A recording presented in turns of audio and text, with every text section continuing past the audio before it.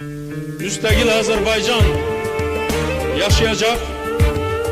Azerbaycan'ın devlet müstakilliği ebedi olacak, dönmez olacaktır. Halkımız daima serbest, öz talihinin sahibi olacaktır.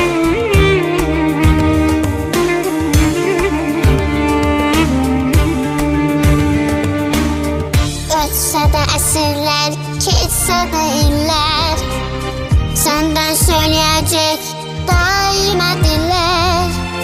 Her zaman qəlbimiz anlayabilir. Adınla bağlıdır vətənin adım.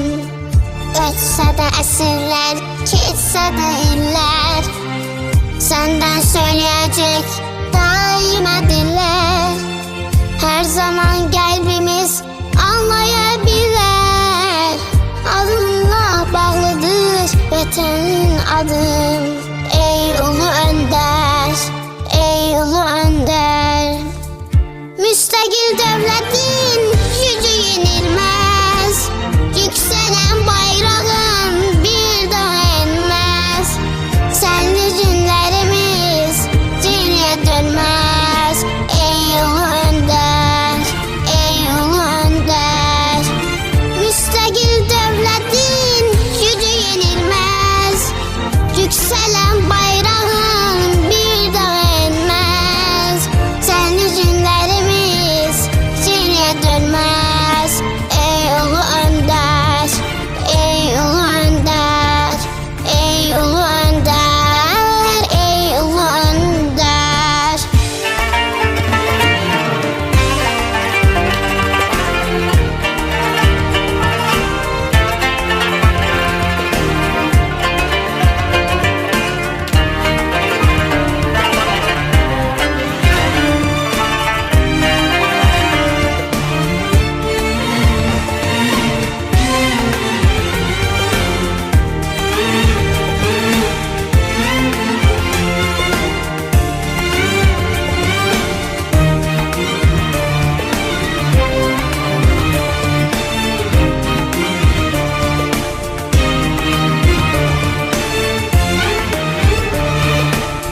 Gelecek nesiller diyecek her an, evlerde yaşayan bu da insan. Ülkeni tanıttı dünyaya ilham. Adınla bağlıdır vətənin adı.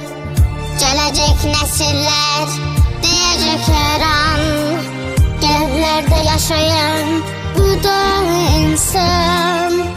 Ülkeni tanıttı dünyaya ilham. Adınla bağlıdır vətənin